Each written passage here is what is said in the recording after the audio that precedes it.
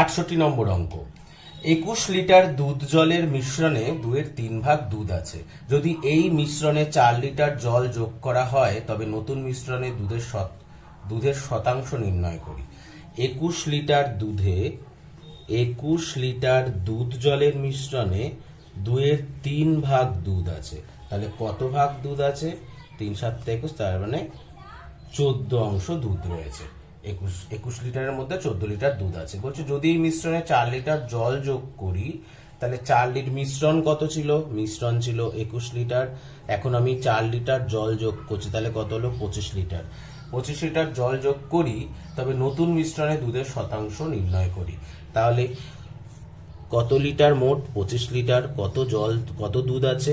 দুধের বার করতে বলেছে, দুধ আছে 14, শতাংশ বার করতে বলেছে, মানে 100 দিয়ে গুণ করে দিলাম। 25 4 100, তাহলে 14 4 56, তাহলে 56% দুধ আছে। অপশান বি সঠিক উত্তর।